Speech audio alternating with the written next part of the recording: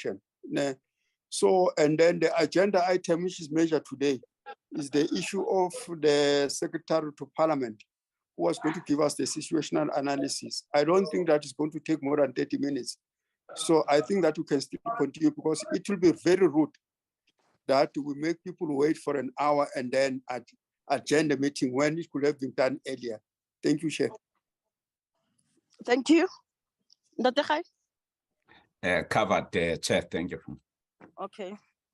Can we then quickly check, Cindy, any apologies whilst you are flighting the agenda? Yes, Chair, good evening. We've received apologies from member Gwahube and Matlangu, who are attending the Commonwealth Parliamentary Conference. Medla Kude and Mr. Singh are in other committee meetings at the moment. And Mr. Brautaseth has a prior commitment. Those are the 5 apologies we received. Okay, thank you very much. I think in the main for this meeting today, the purpose is just for the introductory meeting with the recently appointed Secretary to Parliament, Mr. Xolile George. Mr. George took office on the 15th of June 2020. And this engagement was scheduled for his introduction to the committee, and to also allow him to present the committees to the committee his analysis of the state of the administration following his first 2 months in office. So I don't think it will take us a long time. Yes, I don't think this will take more than 30 minutes. If I'm correct, Cindy, the item on the agenda is the introductory remarks by the executive authority, as they will be introducing Mr. Xolile George, the new appointed Secretary to Parliament, to the committee.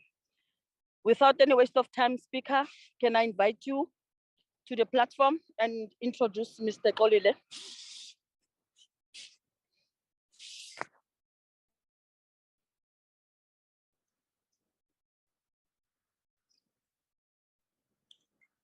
Am I audible? Yes, you are, Chair. Speaker, I have invited you to formally introduce Mr. Xolile George to members of the Select Committee, of the Joint Standing Committee.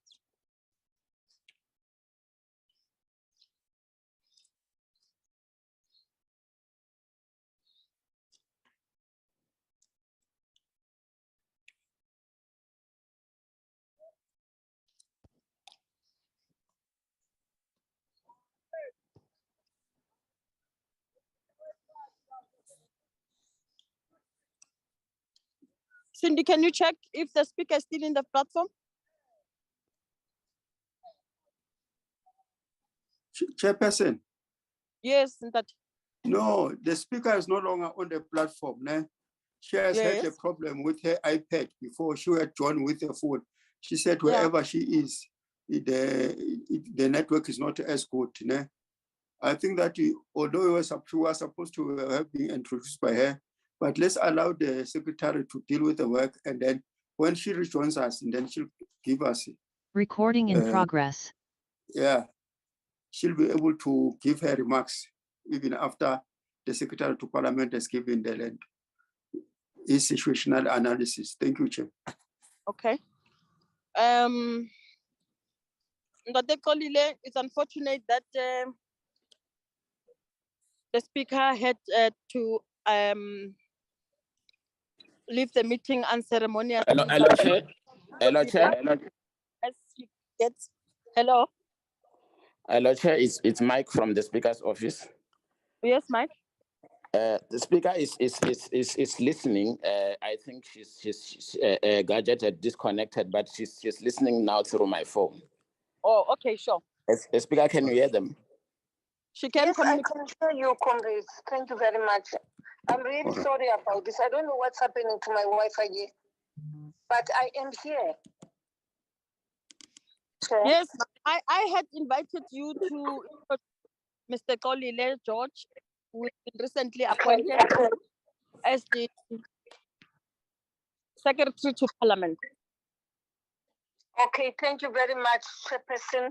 Honorable members, can you hear me? Am I Yes, we audible? can hear you. Yes, you are, ma. Thank you very much, and I'm really sorry about this inconvenience. I'm now speaking via the gadget of Mike Ramapoma, who's part of my staff, which is at the meeting here. Chairperson, honorable members, I'm sure this afternoon Mr. George is here and is joining us for the first time at the meeting of the joint committee. We have had several interactions with Mr. George as the presiding officers. The last one having been, I think, on Monday or Tuesday, we had another interaction.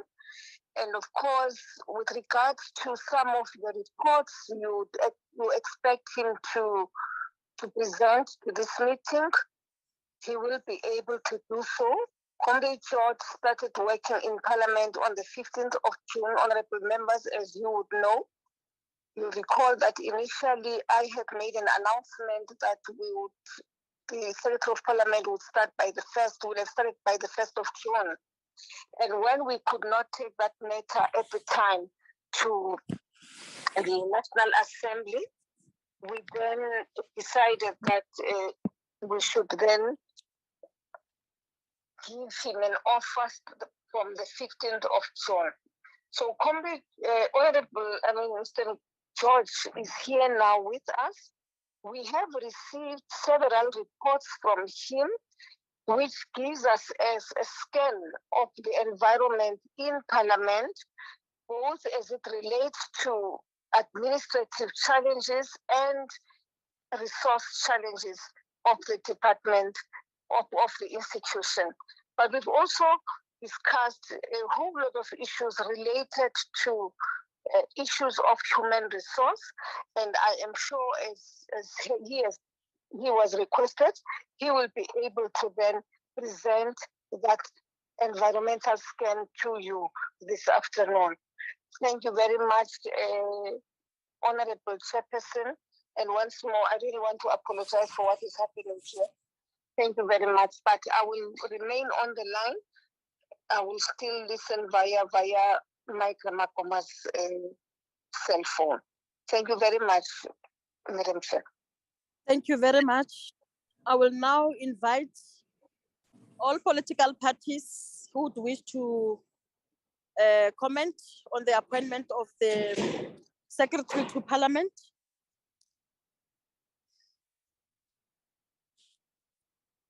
I will invite members to please raise their hands if they would wish to comment. Okay, there's a hand of Honorable Becky Hadebe. The platform is yours, members.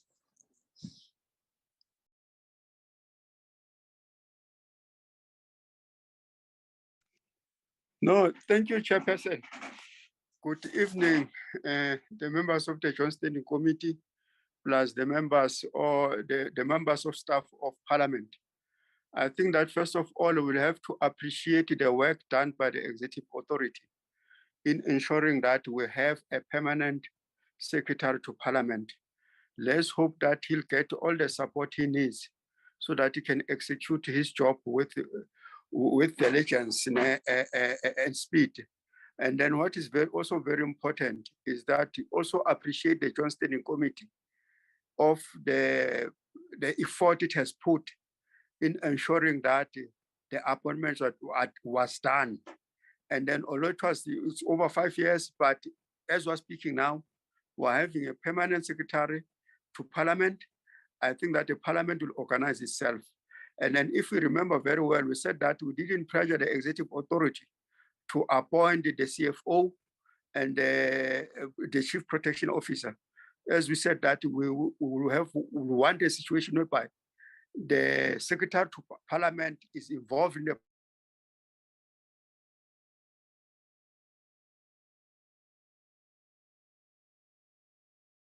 process of appointing the people who have their work done by the former job well done, and then ensuring that the parliament work continues to happen. And then also all the other members of staff who supported the acting secretary, the former acting secretary to parliament in executing a job. So you are welcome, Speaker, with the job we have done, and Bob Masondo. And then let's hope for the best for Secretary to Parliament. Thank you, Chair.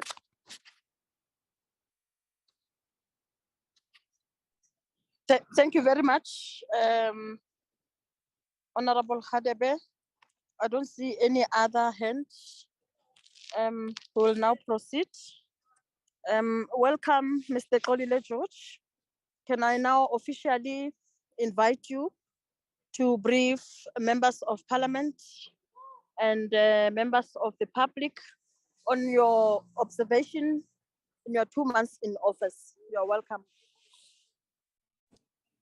Thank you very much, Honorable Chairperson, and good evening to Madam Speaker.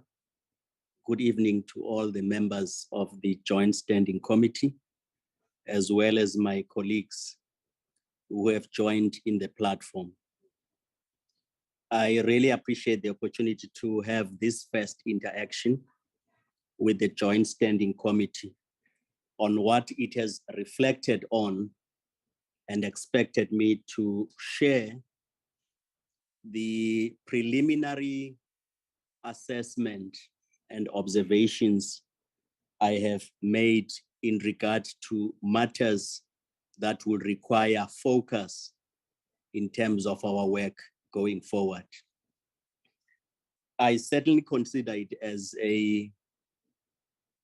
an opportunity for me to contribute to this premium institution of our country in terms of the work that it does to strengthen democracy in our country, but also perform its constitutionally assigned responsibilities to implement the priorities that have been outlined. So some of these areas are in no detail, given the fact that they are areas of preliminary focus and engagements over the last 2 months. So as outlined in those areas, Chairperson, these will just be the touch points on issues, and they are in no way exhaustive on the engagements, primarily because the engagements on areas of conversations internally, but also with external bodies, it's still an ongoing process. And I will from time to time update the committee on the work we do. In terms of these areas that I will be touching on, some of them would obviously be areas that members are fairly aware of, but I am raising them in terms of contextualizing the areas that would need attention going forward. So I will touch in this order in terms of the issues raised under 2, right up until the last point at number 9. The first issue that I would look at is what is evidently known, both at the level of the committee as well as the administration of Parliament. These are the priorities that are contained in our policy agenda as adopted as a focus for this 6th Parliament. And these priorities would require a very focused execution in terms of both resourcing the administration, but also enabling it to support Parliament in carrying out and discharging its responsibilities. And I would not necessarily name all of them. They are clearly outlined in terms of focus areas. Also at the level of our own strategy mapping, just as a recapping, these are the focus areas that draw their attention in terms of the areas that must respond to national policy imperatives, in particular, attainment of the goals of the 2030 strategy, the medium-term focus areas in terms of the MTSF 2024, as well as key focus execution areas that responds to the mandate of Parliament in terms of its oversight, in terms of engagements, in terms of how its work is executed. Around areas that also inform our approach to our work is these policy perspectives that are very central in terms of attaining those key pillars we have outlined earlier on in terms of the National Development Plan, the SADC Master Plan, Agenda 2063 at the level of the continent, as well as UN development goals. How do we look at these areas to make sure that the work we do as Parliament ensures that government in all its spheres is able to localize these areas in attainment of national development imperatives? Of course, as we start this period of being part of the institution, there are incidences that have taken place that have affected the normal function of the institution. Chief amongst those is the issue of the impact of the fire that affected Parliament early this year. And how do we then ensure that we have immediate focus on ensuring that the rebuilding of the operational capacity of Parliament continues uninterrupted, the issues of refurbishing and restoring the institution that has been affected by fire, the new assembly, as well as the old wing of the assembly, would occupy our priority. At the core of that execution of that work will be us determining in very clear and concise terms, what resources do we need to do this work, and what times do we envisage to undertake this work? In summary, I've had engagements both at the level of administration of Parliament. I have also had engagements at the level of external stakeholders, and my outlook would reflect on those interactions. So I've just kept up summaries at the highest level on issues that would require engagement. We have a focus that we need to attend to in terms of ensuring that all the objects as well as provisions of the FMPLA are carried out effectively and efficiently. And all the areas that needs urgent attention would require capacitation for us at the level of Financial Management Office, but also to ensure that we are able to assess in other provinces the extent to which the objectives of FMPLA are carried out in fulfillment of the policy intent that underpin the legislation. So that assessment is being done to make sure that we can fully operationalize the provisions of this legislation. I've already mentioned the issue of the fire incident as an area that requires urgent attention. The issue of the safety and security of the parliamentary precinct is one of those areas. And I've had engagement at this point at the level of staff. There are concerning matters where we would need to overhaul our safety and security in the precinct to make sure that there's greater sense of security as well as predictability of how we manage the entire operation in terms of the full value chain, plus related interdependencies between other players who are also part of the security precinct in terms of the law enforcement agencies that are central to a combined effort of guaranteeing the safety and security of our precinct. That area of work will receive urgent attention.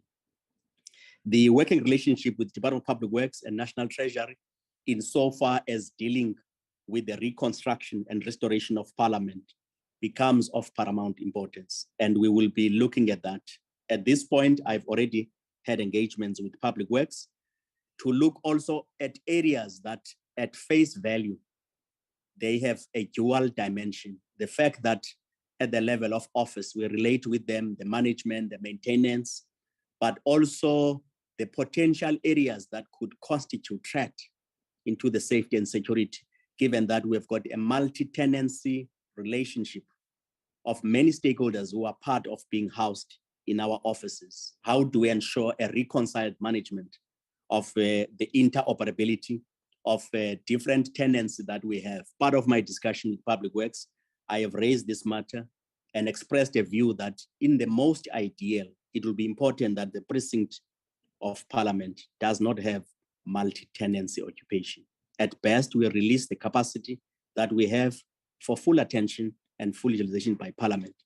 And I've raised this point, and I have received an undertaking from Public Works that over the next 3 months, they will prioritize this work. As at yesterday, I've made a follow-up and received an undertaking that, in fact, they've already sent a senior manager in their establishment who reports to the Director General to come and attend to those issues so that they can have a full report of what they will do to migrate a number of offices that are currently occupying our precinct. So that capacity is fully released to Parliament to allow us to respond to other matters. The issues around the parliamentary budget are very important and have been sensitized about it. We are currently compiling, as Executive of Parliament in terms of management, compiling a report that would clearly outline the deficit area and its scope and what can we do around this matter to make sure that the executive is able to engage both at the level of the ministry as well as at the level of the President of the Republic to make sure that issues of proper funding of the budget of Parliament to meet its objectives of performing its role is not compromised because of chronic underfunding that is currently experiencing discussion. We have done projections at a preliminary level of the amounts that will be necessary to do that. But part of that work is being detailed, and early in September, we will have a focused discussion with National Treasury around this particular matter. So as a precursor, it will then enable the executive to interface nationally in line with the objectives of the institution. Linked to the issue of safety and security, I've also identified the need for the urgent focus on the head of security of Parliament. As it is now, it is currently a role attached to one of the divisions of Parliament, but given its central role in terms of being a focus, as well as the status of Parliament as a national key point, this is one of those areas that will require a greater degree of elevation as well as urgency in focusing on the position to be filled. So that will be done simultaneously with the need to overhaul the safety and security management of the precinct. The issue of appointment of the CFO would also be an urgent matter that I've been made aware that the position has been vacant and is quite urgent that it be prioritized so that we've got greater capacity to operationalize the implementation of financial management regulations and legislation. The issue of corporate governance and intercommunal relations is a very important issue. And we would also look at areas in terms of what we do. What are the areas that we need to focus on in terms of improvement so that we can move speedily in ensuring that this is done in a manner that reinforces the importance of Parliament promoting corporate governance and intercommunal relations. The issue of the Parliamentary Budget Office, the Treasury Advice Office, and internal audit interface in terms of complementarities of the roles, as well as how they work together in service of their stated objectives, as well as their goals. It will be one of those areas that in my interaction in the very first session I've had with the team, there's quite a lot of areas that requires clarification around the resourcing of these offices. They are reporting interdependencies and how they relate to the administrative institution of Parliament. And how do we fully give effect to the provision of the Money Bills Amendment Act, as well as the stated intentions in the Financial Management of Parliament Act, in particular, provisions of Section 35 that will require us to make sure that when funds are transferred, we are able to transfer them in a manner that empowers the offices, at the same time receiving adequate assurances that such funds are managed in a manner that accords with the expectations that funds are being received and appropriated in offices that reflect the efficient and effective management system of such funds.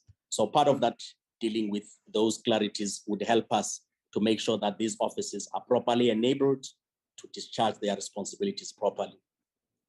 Also around capacitation, to make sure that the implementations of the money bills, in terms of the Money Bills Amendment Act, we are able to ensure that the National Assembly is receiving proper advice, proper policy support, so that it's able to execute its assessment of budget, and where necessary, exercise its powers to amend the budget in a manner that responds to the national policy imperatives, but at the same time empowers it to effectively discharge its responsibilities. That will be part of our focus around this matter. Areas of coordination of sectoral engagement would also be looked at, plus the focus particularly to strengthen the interface with the sphere of local government, so that it is not only confined to engagements of Section 139 of the Constitution around intervention, but primarily it locates its support to the provisions of Section 154 of the Constitution, so that we are able to anticipate far ahead areas that could potentially impede local government's ability to discharge its responsibilities. Those issues will be looked at. Around legislatures on international engagement, it will be one area also that will require strengthening and supporting the legislative sector support division to make sure that it creates improvements around strengthening cooperation as well as collaboration. Issues around the current instruments of enabling decision-making in the institution as envisaged by the Financial Management of Parliament and Legislature Act, the delegation of authority instruments, we have had engagement with it, and we have identified areas where it would merit the need for review, and I've already set up a team that will start working on this area to make sure that we can review these areas with the intention to improve effectiveness as well as the speed and location of decision-making at an appropriate level across the organization. The need to rethink the performance management framework to make sure that where it has got deficiencies, both at the level of implementation of the existing, as well as ensuring greater alignment, so that it goes back beyond rather the elements of how we are reporting at this point, to make sure that it is first and foremost a tool of managing performance of the institution. And secondly, it ensures that everyone gets contracted to perform areas, but secondly, allows the institution to have meaningful evaluation on a quarterly basis, whether the stated objectives and goals in the policy trust of the institution are being carried out as intended. And those areas will be very important that they become the central features of the underpinnings of the performance management framework. And part of our review will be to look at that. The need to also look at coordination and collaboration between Parliament as well as the executive to make sure that there's greater collaboration around determination of the lawmaking agenda to ensure greater seamlessness in that interface. We will focus on examining what we have and how do we improve the offices that interface with the leader of government business, so that there's a greater predictability as well as certainty on the timelines of engagement. The need to strengthen the legal division, the lawmaking capacity of the houses to make sure that the level of advice that comes to the houses receive greater focus, so that we can be able to improve even on areas where there could be return of legislation or not being returned, but it gets affected by determination by courts for failure to pass constitutional muster. How do we make sure that we strengthen our capacity to make sure that we have sufficient confidence that whatever leaves the house, bar anything else, passes all the necessary scrutiny as well as the legal and constitutional muster. The resolution tracking mechanism will be very important for both houses to improve, as well as improving on the value chain of oversight and accountability. We will be focusing on those areas, both at the level of functional design, both at the level of programmatic orientation, but also at the level of capacity at the content and research level, so that the discharge of responsibilities is quite seamless across the organization. The other issue that we'll also be focusing on is making sure that the issue of capacity building is managed in a manner that supports the functioning of both the legislatures across, as well as the needs of members in both houses. And one of the good steps that has already taken place was the establishment of the Parliamentary Institute. How do we make sure that capacity building responsibilities are executed in a manner where there's a single focus to the greatest extent, so that there's a clear alignment of the program of capacity building intentions of the organization, as well as coherence in the approach around this matter. The work that we are referring to would, of course, be undertaken through this institute that we have mentioned.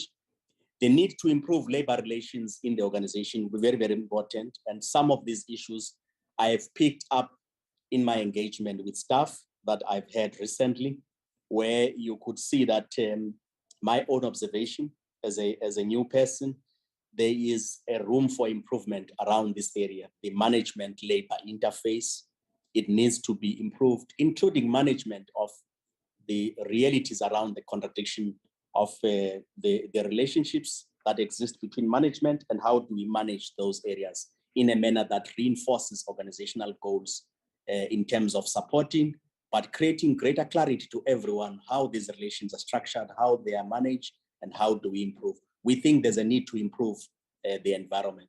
The risk management architecture will be one of those areas that they are already identified priorities for the risk, but the need of interface around the audit committee, around mapping of the risk, as well as execution of these across the value chain will be one area that is giving us opportunity to improve the internal environment.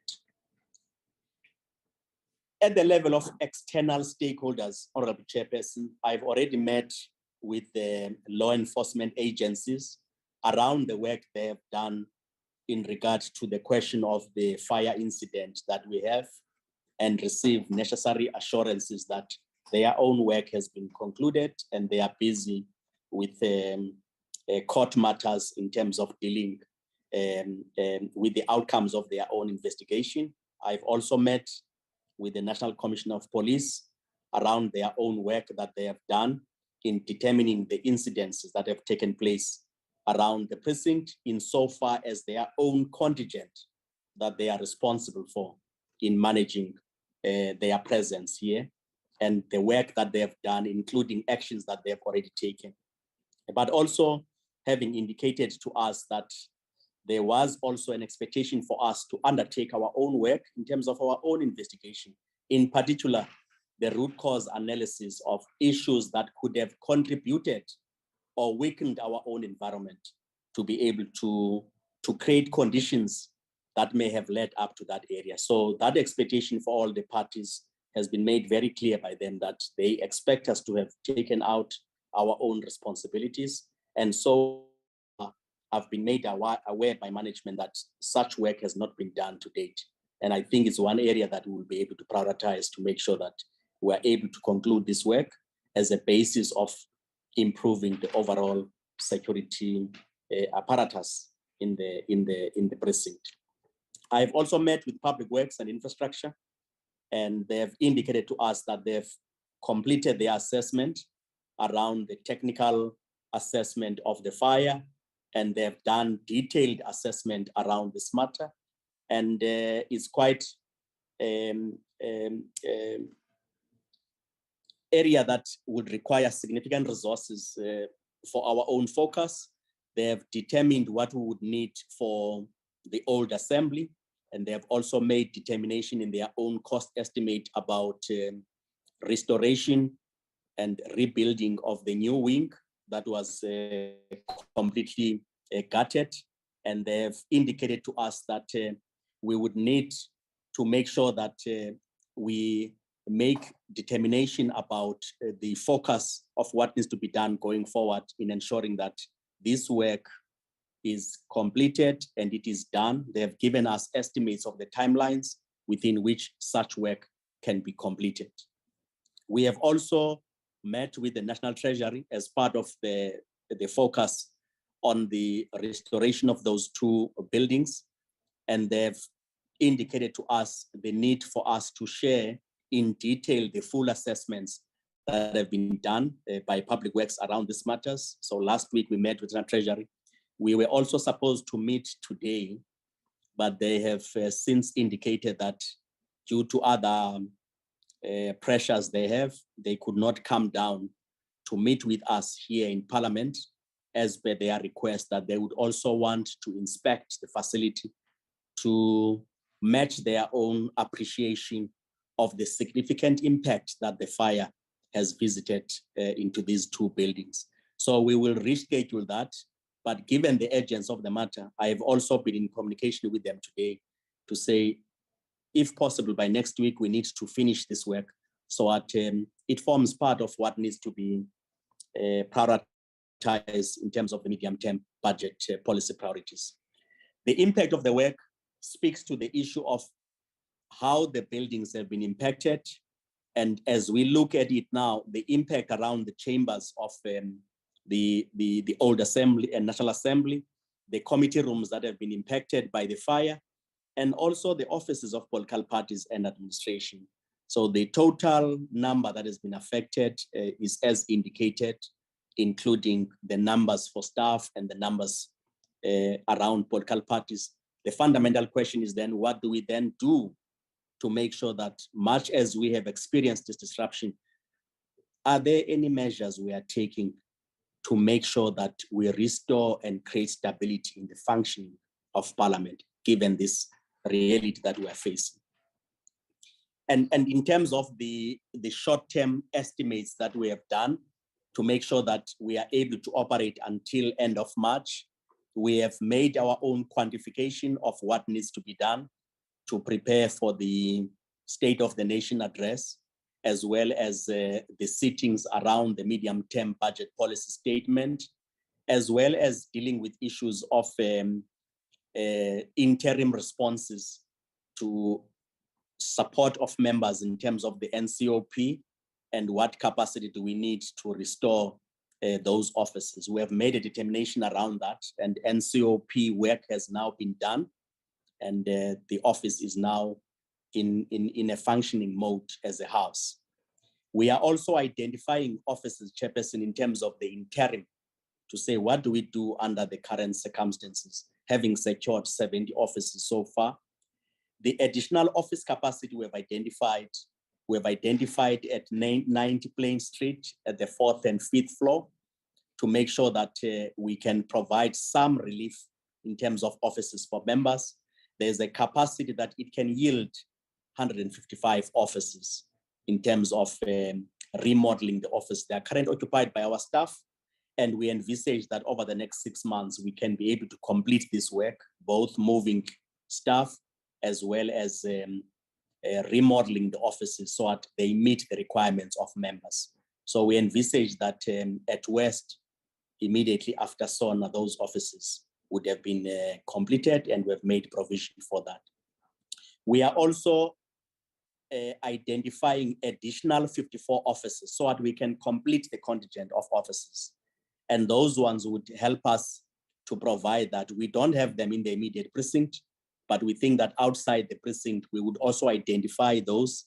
And we also envisage that similar to the ones on the 5th and 5th floor rather, we envisage that by immediately post SONA, we would have those offices so that they can give us a full yield of 199 offices that would be made available for members, and move our staff to the other offices that they would use on a hot desking basis to use as and when those ones are required. We are also envisaging modernizing our committee rooms so that they create a dual capability of both physical as well as hybrid engagement in terms of both online as well as physical. So we'll be looking at those areas around our own resourcing of those intentions. Those are the budget estimates that we will be discussing with National Treasury to resource those priorities.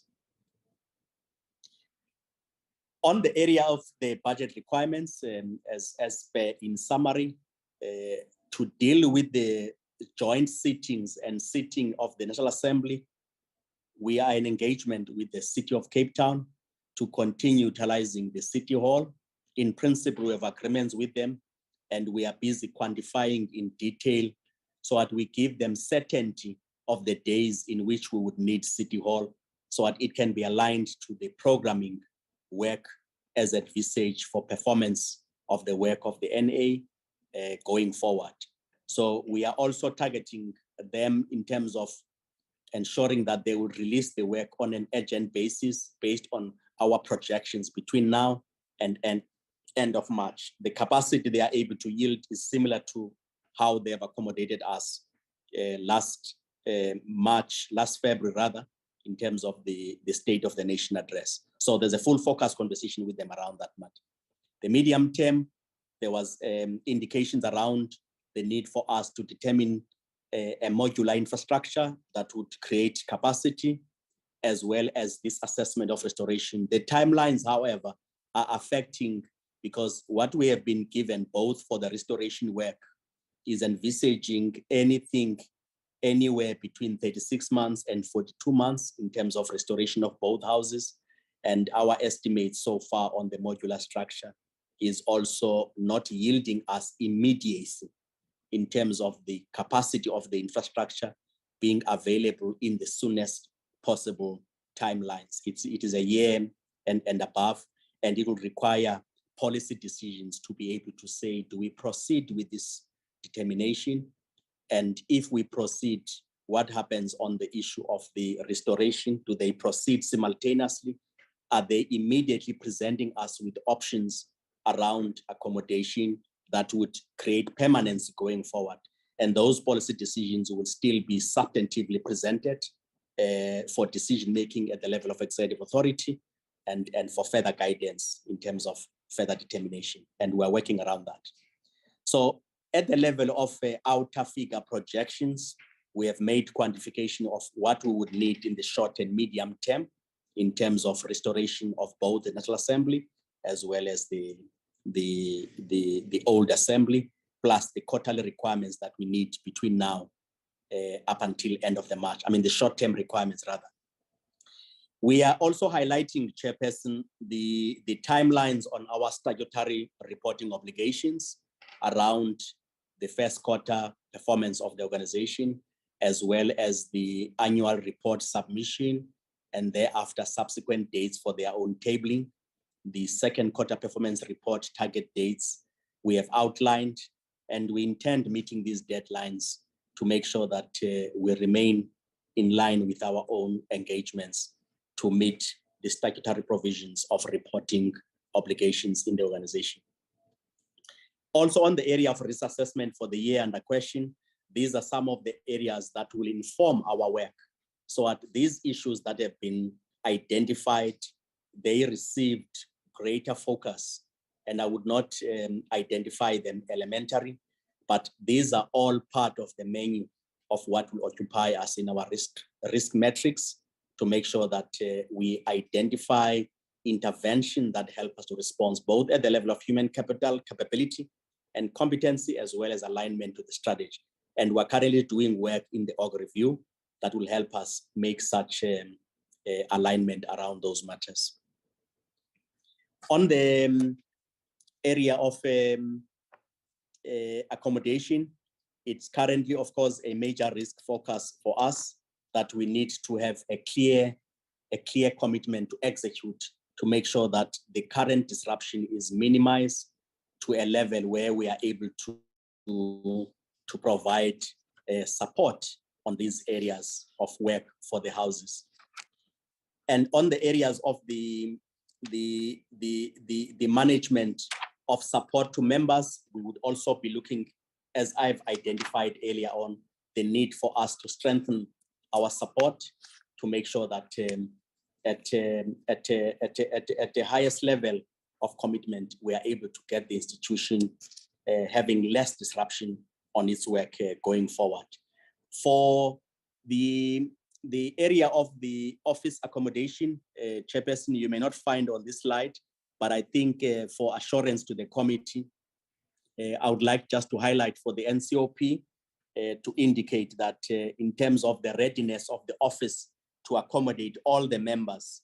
All offices are ready and they are ready for occupation. And there's been communication through the Chief Whip's office to make sure that political parties in the NCOP, they are advised of members that offices are now fully ready for their own operations. At the level of the National Assembly, we are also looking at capacity, so at committees, to the extent that they can function fully around this matter of impact on the inadequate accommodation. We have made our own assessment at this point in time to say, how do we then utilize other venues that we have? The chamber of NCOP is now available, is already functioning. And on the side of the Marx building, we have identified some offices that have got capacities. About 3 of our committee rooms there, they have got capacity of 60. The other room has capacity of 27 members, and the other room has capacity of 38 sitting arrangements. So to the extent that some committees would need offices, and given the averages that they have, some of these offices will be able to assist. Also, in the Marx buildings, there's other offices that will be able to give capacities of 50 as a committee room. The other ones have capacity of 28, others have capacity of 20 and 44. I have not named the room numbers, but we have those details to say room S12A has got this capacity and that room has got this capacity and so on. So overall, there is about 8 offices that are already functioning as committees, and that capacity will be yielded to make sure that where there's a need for physical attendance, some committees through a properly managed programming, they will be able to function inside the precinct. At 90 Plain Street, we also have 2 offices that have got capacity of 15 seats each, but they also have better capability in the sense that they also have hybrid capacity to function around those matters. Where we are unable to provide others, Chairperson, we will be able to do further work to identify committee rooms outside the precinct to assist in that regard. On the area of risk, that's the overall report I could highlight. And on my concluding remarks, Chairperson, the shortness of the time that I was able to make this determination, we will continue to ensure that, given the limitations of the office, to the extent necessary, managerial staff to be back at offices, as well as some of the content staff and procedural staff where practical to be back at office to make sure that they are able to exercise their work. Where staff are unable because of capacity limitations, we will make judgment decisions to make sure that they can continue working on a rotational basis and to the extent necessary to be at home. We will also continue to make sure that we improve our systems and processes internally to make sure that we continue to strengthen the operations of Parliament to service the obligations and responsibilities of members. The other area that is outstanding on my engagements, Chairperson, is engagements that I plan to have with political leaders in terms of completing the work of engagement with office bearers, but also deal with conversations on a meet and greet basis with leaders of all political parties that are represented in Parliament, and also deal with capacity that we would need as part of the restoration work, given our own limitations as Parliament, especially on the technical capacity that will be necessary to manage the work needs to be done on the reconstruction and refurbishment of Parliament in terms of our work. I am also in engagement with employees at different segments, including tomorrow and Friday, with different levels of employees to get a sense of some of the areas that will require support, as well as appreciating the environment and climate in which they work, so that we respond comprehensively to create an environment that is conducive for employees to discharge their responsibilities. And from time to time, I will be able to update the committee on the work we are doing leading to March. I do not have the detail at this point, Chair, in terms of the execution framework of all these issues that I've stated. And my next phase will be to work out any detail that will give clearer timelines about what would constitute short-term, what will constitute medium-term on these matters, so that there's clear intentionality about improving robustly the environment we're in, but at the same time creating conduciveness in our work to discharge our responsibility to support Parliament to perform its responsibilities. On that note, Chairperson, thank you very much.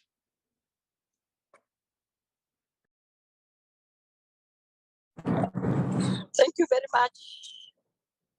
I can now officially welcome you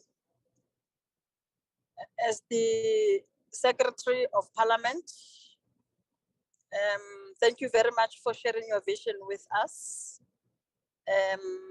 We were waiting for this moment to officially congratulate you and say welcome. Let me just open. Maybe first invite the speaker if she's still in the platform with us. If there are a few words that she would like, a few remarks that she would like to make in relation to the vision and the commitment that the Secretary to Parliament has just alluded to. Speaker, if you're on the platform, you're welcome. Thank you very much, Chairperson and honorable members. Chairperson, I am familiar with the issues being raised by the Chairperson, by the Secretary of Parliament. He has taken both myself and the Chairperson of the NCOP into confidence about his environmental scan report. But what is required, as he was saying right at the end, that he's not sure on how to execute some of the issues, but he has a vision. And for us, that is what is the most important. And of course, the second stage would be for us to sit together. Unfortunately, you recall, Chair, that the Secretary of Parliament started on the 15th of June, at a time when we were leaving Parliament and going on recess. So from now onwards, other than the interaction that we've been having on virtual platforms and twice on physical, we will now be interacting together with him and his team when we go back to Parliament from next week.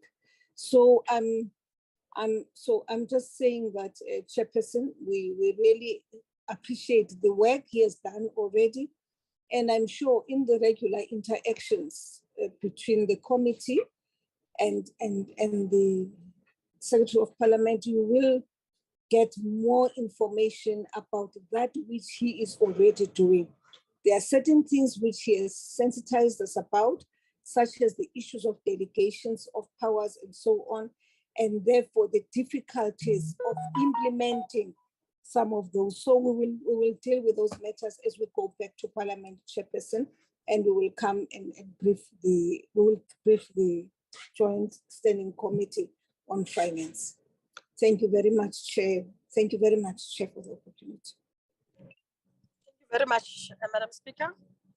Members, comments, clarity seeking questions?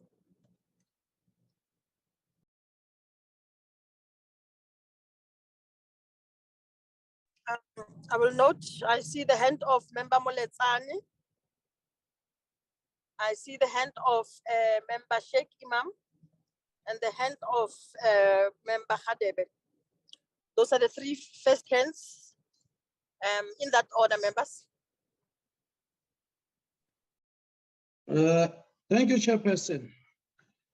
When listening to the presentation, Mr. Kolile spoke about two vacant positions, the position of the head of the security and the CFO. So I just want to check, are there any other vacant positions in Parliament apart from only those two? If yes, which positions are those? Thank you, Chairperson.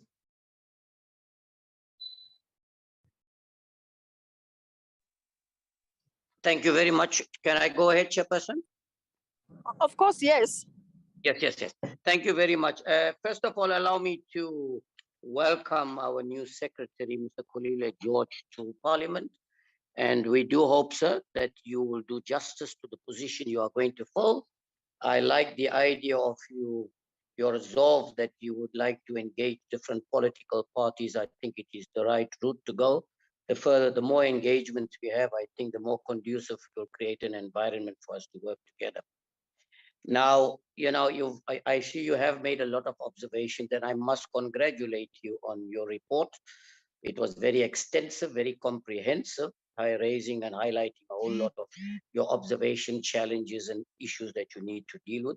And particularly, I think the state of parliament, because we have for a long time becoming restless, because we didn't know where we were really going as far as how long it's going to take, what the cost is going to be, and that kind of matter.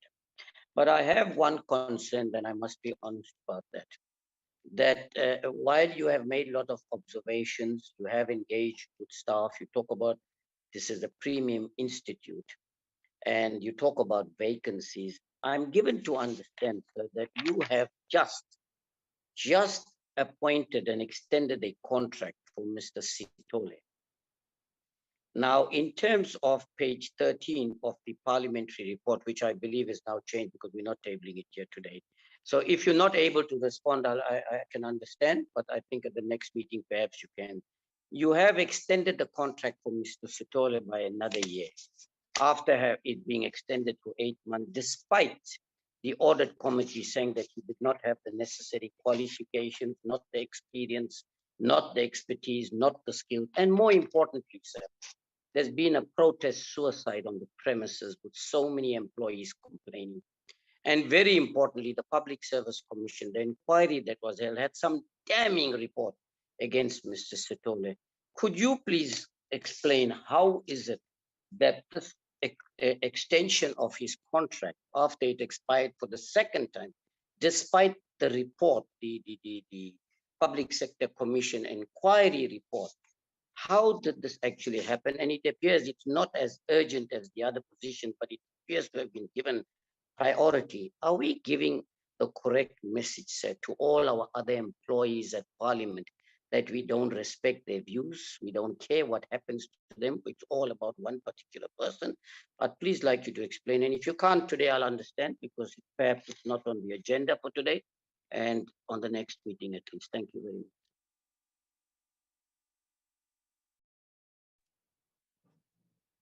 I see the hand of, I've noted Member Khadebe.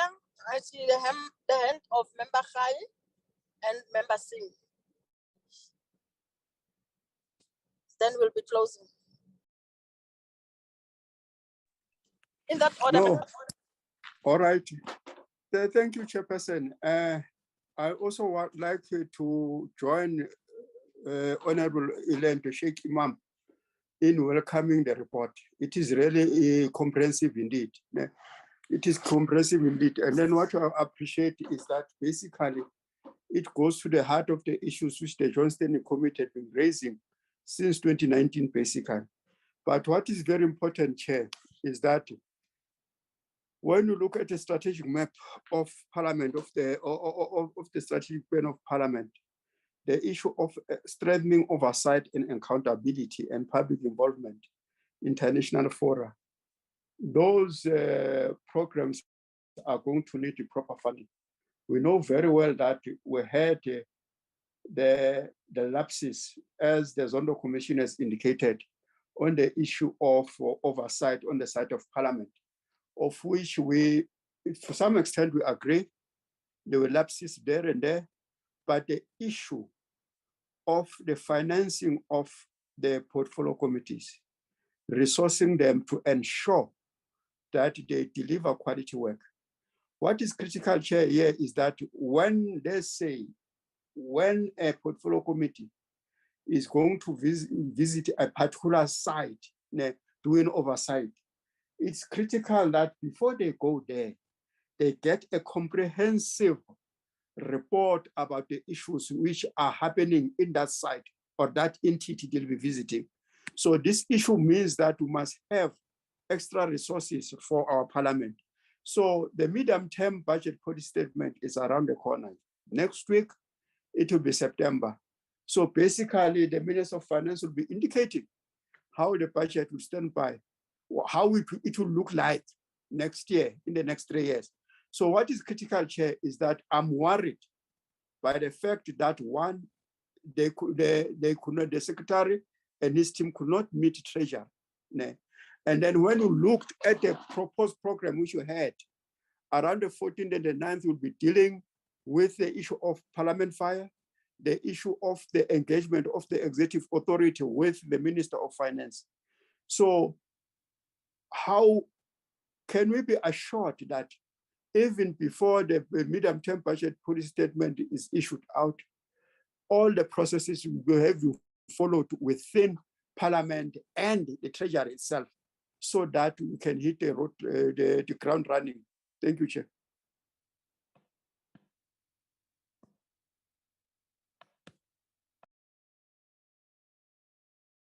Oh, thank you, Chair. I'm sure the next. Thank you very much for the opportunity. Let me also take this opportunity to welcome Mr. Xolile George, our Secretary to Parliament. Also greetings to the Speaker, other honorable members, the management of Parliament. Chair, I think some of the issues will not necessarily be addressed by the Secretary to Parliament. They will need a collective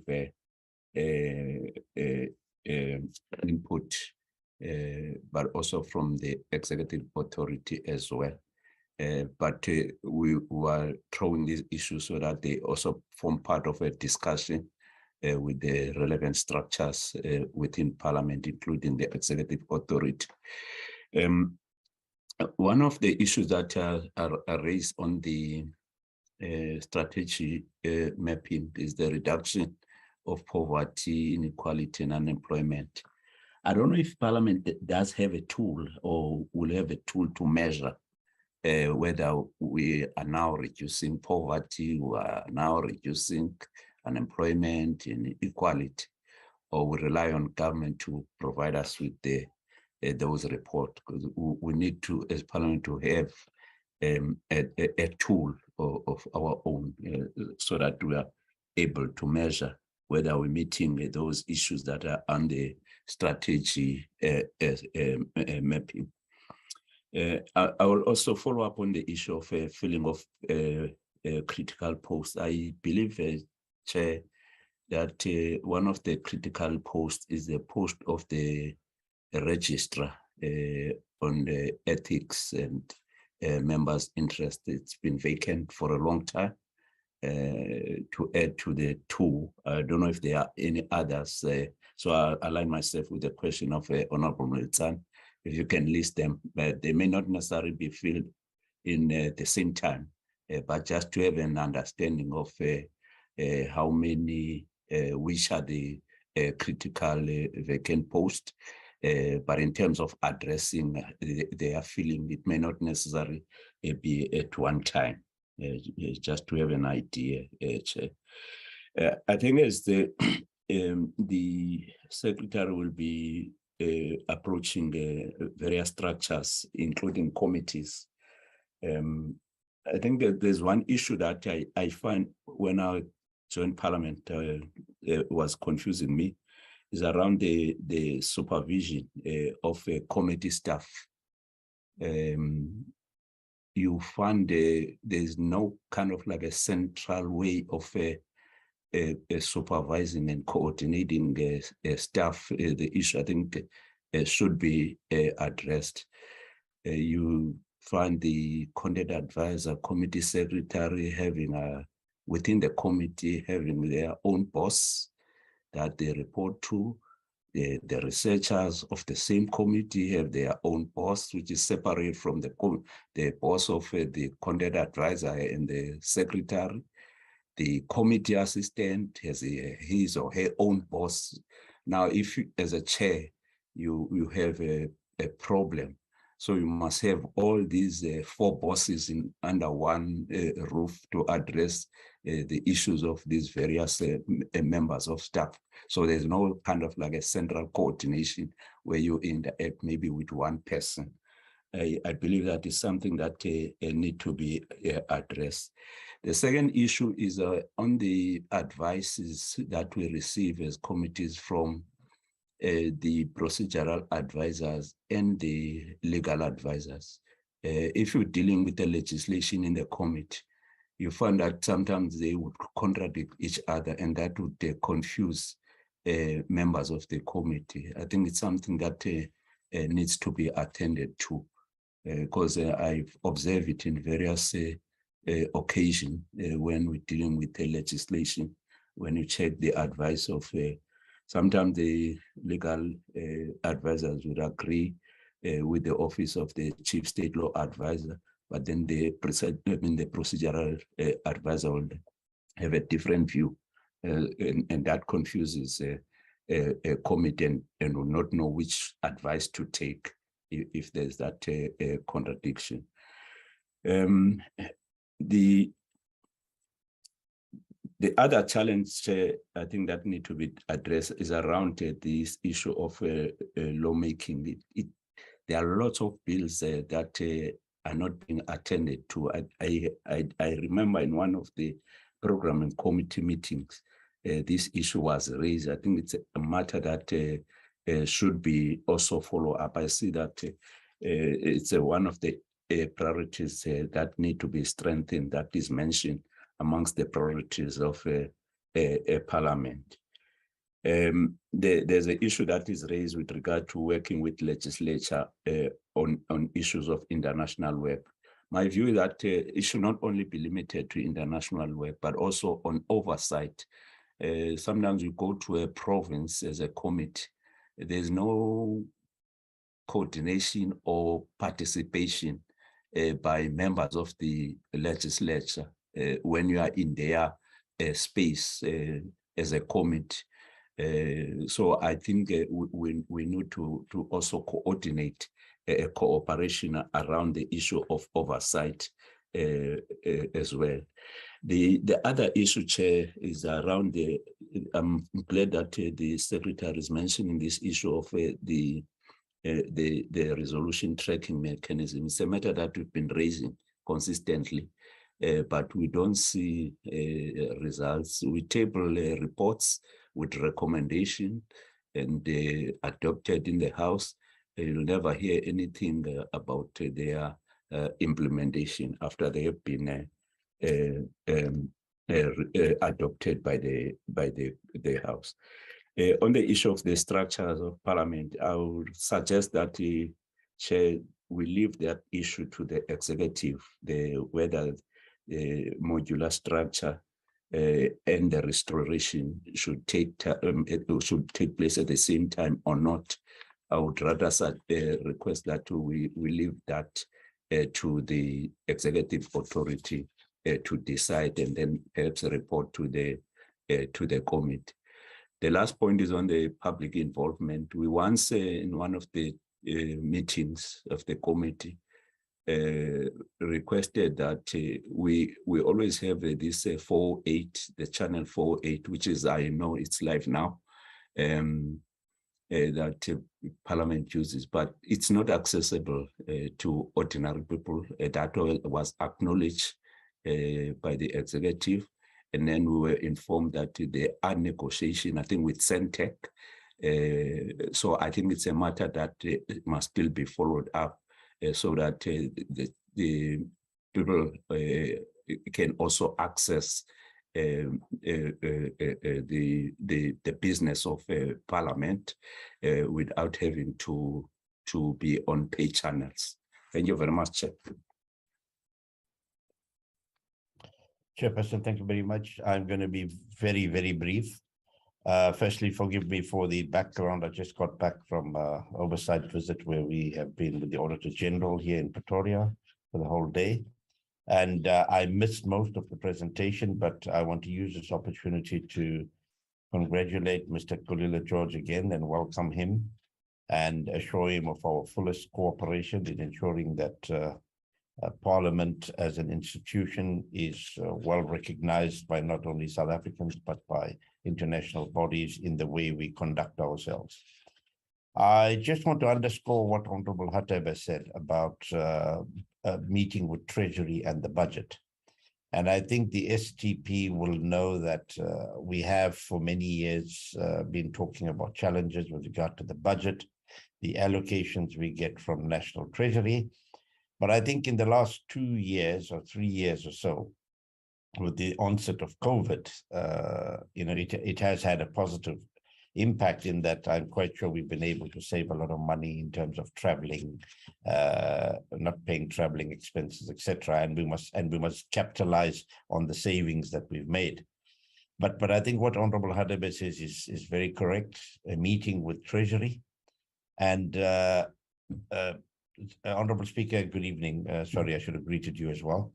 Honorable, STP, I hope that the report of the members' training workshop has been placed on your table and that you and your team will be looking at that report and the outcomes very, very closely to start looking at action steps, because I think that was one of the best interactions that we've had over 5 days. Over 4 days, and there are issues that relate to administration in general. One being the need to beef up constituency officers, capacitate them, capacitate honorable members in being able to do their work, etc. So I think as we move forward, we will be able to interact. I appreciate your vision, but a vision comes with budget, and I think as we continue to meet, we'll be able to look at those kinds of issues. Thank you very much, Chairperson.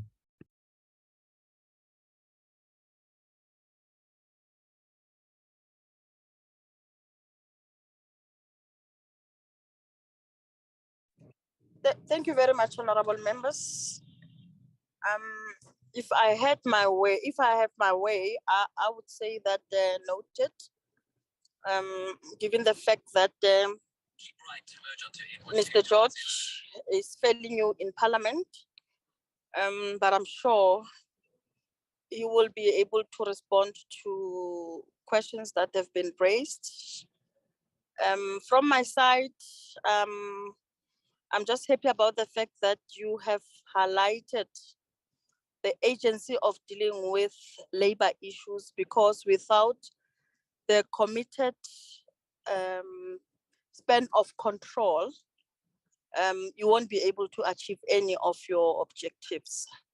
I will now allow you to respond to questions that you feel comfortable responding to. And if there are questions that you still need to go do more research on, I'm sure members will agree that we give you time. Maybe you can respond in writing, but to questions that you are able to respond to, please do so. But members, since the presentation has been shared amongst us, I will also encourage you to go through the report, highlight issues of agency that you would feel that the committee must prioritize them.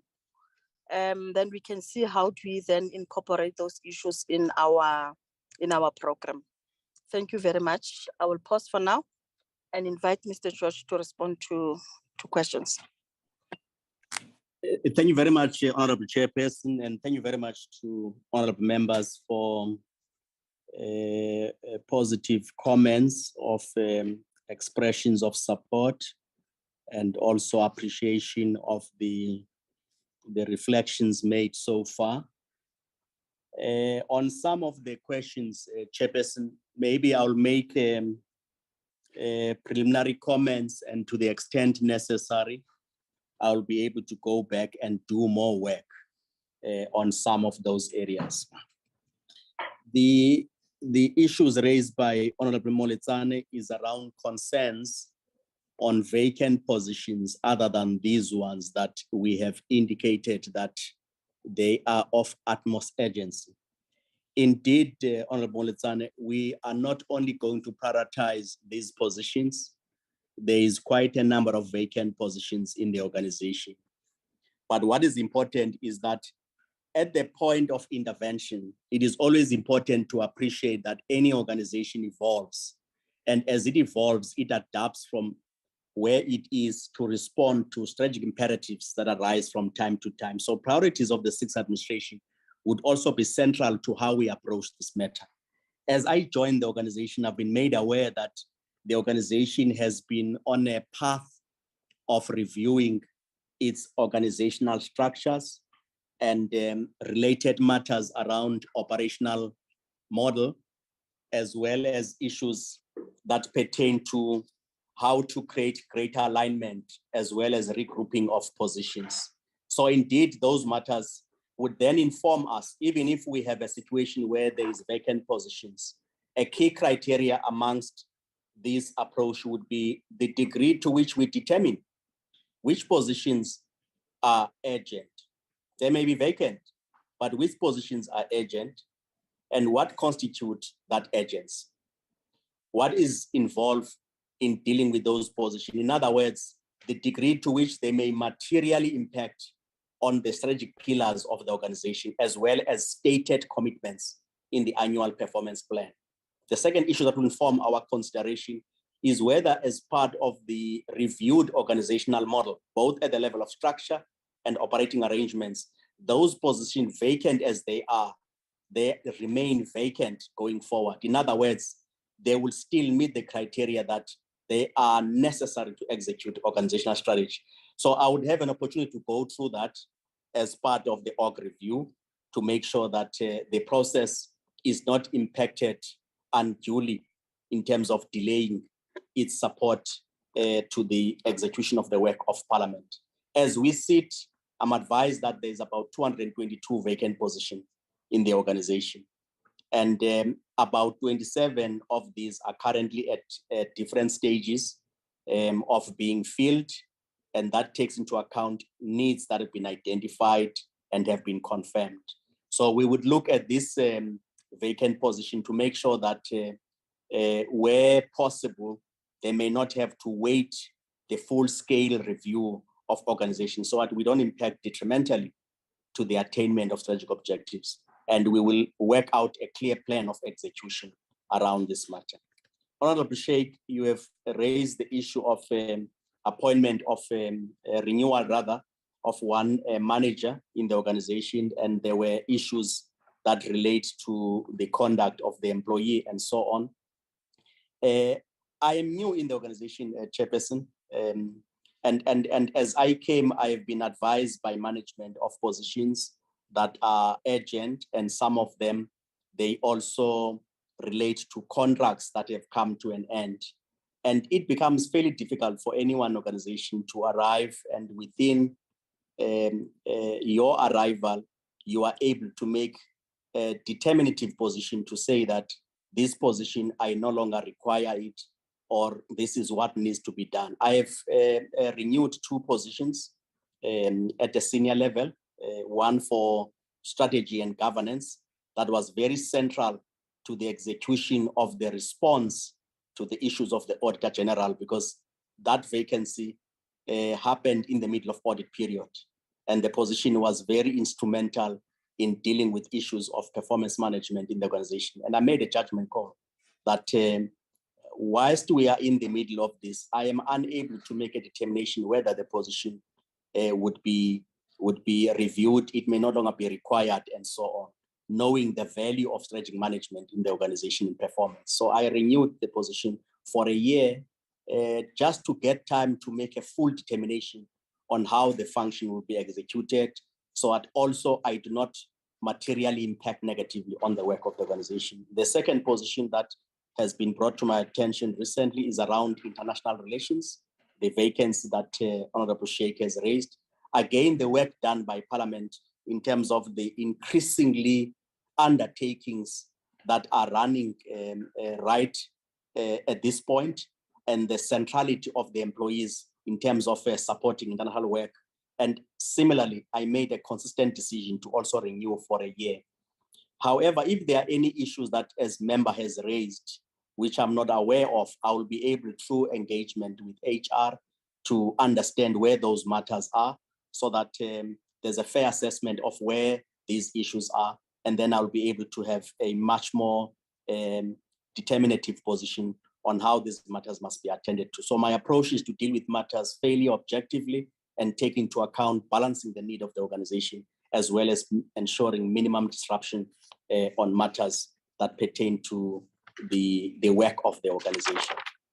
On the area raised by Honorable Khadebe around financing of Parliament to perform its work, we entirely agree, as we have outlined. There's a need for a much more structured funding for Parliament to be able to discharge its responsibilities.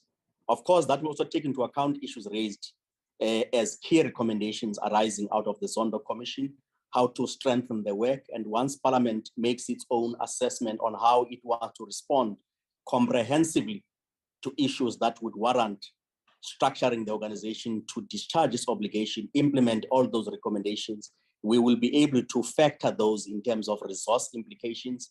And in our discussion with Treasury, we are raising the matter of the need to raise the funding that is provided to Parliament. And one of the issues that needs to be taken into account is that Parliament looks at a budget for the whole country. And when the budget is presented, I am not sure at this year how much budget was, but I can just use a figure to say the total budget for the country could be 2.3 trillion. And all of that budget needs to be overseen effectively by both houses of Parliament. So what requisite capacity and capability do we need to make sure that members of both houses are adequately supported to carry out execution of their mandate to oversee such significant resources for the country, and what capacity we need both, not only from a procedural point of view, from a policy analysis, from advice, from evaluation of the impact of the work that is being done to make sure that the developmental imperatives of the country around tackling macro challenges of poverty, underdevelopment, and inequality, they receive the appropriate focus by Parliament in terms of capacity and capability to discharge its role. So those conversations will be very important at the policy level to make sure that Parliament is enabled to discharge its responsibility. So starting the work of engaging with Parliament and with Treasury as recent as last week and next week will be very important, as I've indicated. So at a policy level, conversation with the minister, at an executive level, conversation with the president by our principals is informed by thorough work of what we need to do to make sure that Parliament is adequately funded. And we will do our focus to make sure that we have the right projections that anticipate the resourcing of the institution appropriately. The issue of the need to ensure greater coordination, as raised by Honorable Khai, coordination of employees inside the organization.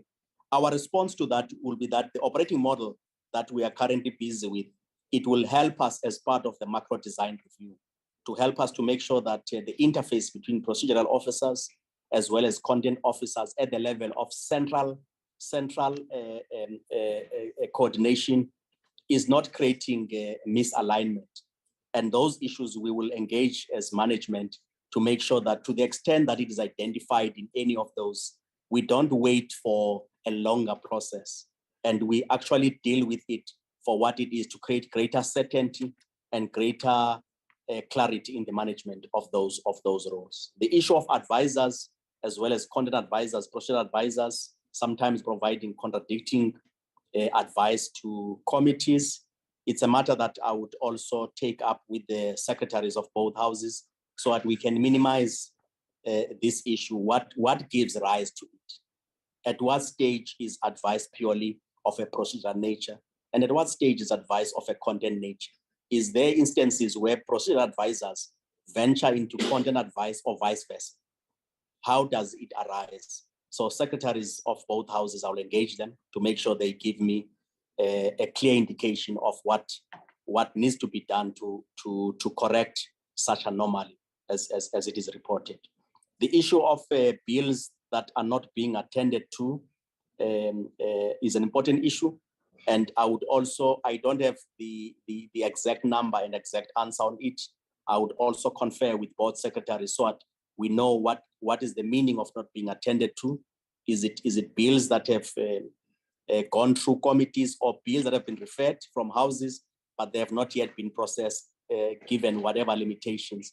So that matter I will also take up with both secretaries so that we can then give a substantive response of what needs to be done to improve the situation. Working with legislatures and provinces to go beyond international relation.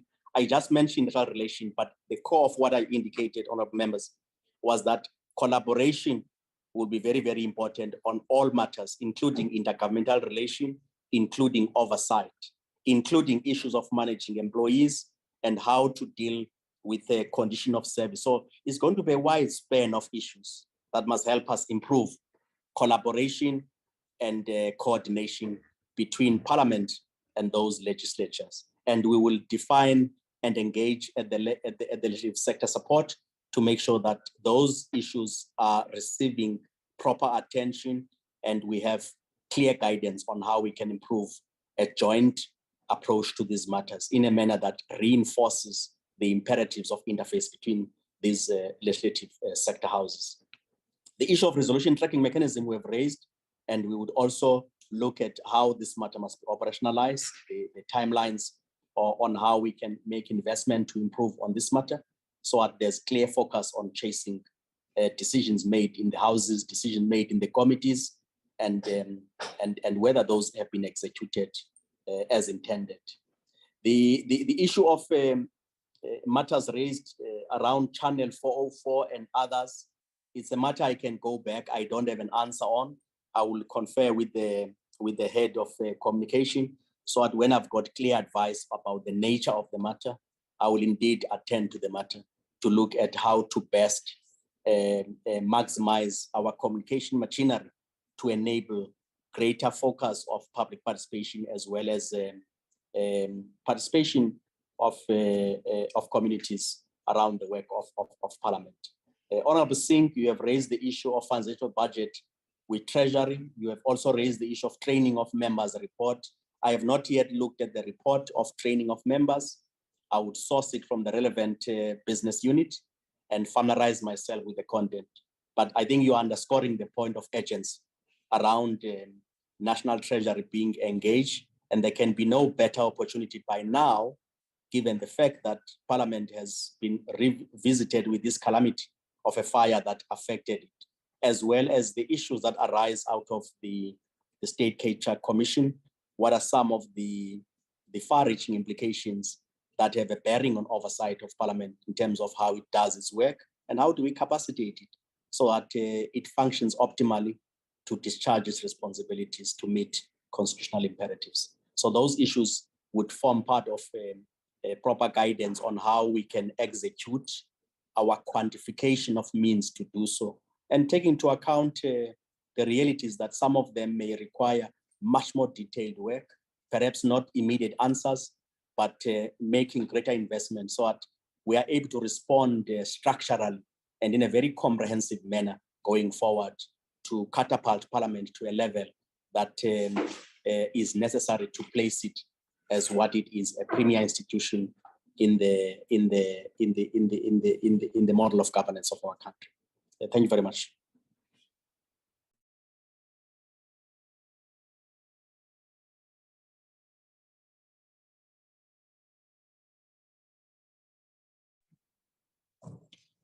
Thank you very much for the responses. Members, I'm sure we all agree that this is work in progress. And as indicated earlier on, if there are issues that members would like to flag as agent items that can be incorporated into our program, you are free to do so, members. I'm not sure if there's any member who would still want to raise any issue, but I think, let me just check the list. No, I don't see any hands. If that is the case, then members, let me just thank you very much for your participation and welcome the Secretary to Parliament. We no longer have an acting secretary now. I nearly said acting secretary to Parliament. We're used to that language. The acting secretary to Parliament, and congratulate the Speaker and the chairperson of NCOP and the collective for making sure that they do the correct appointment.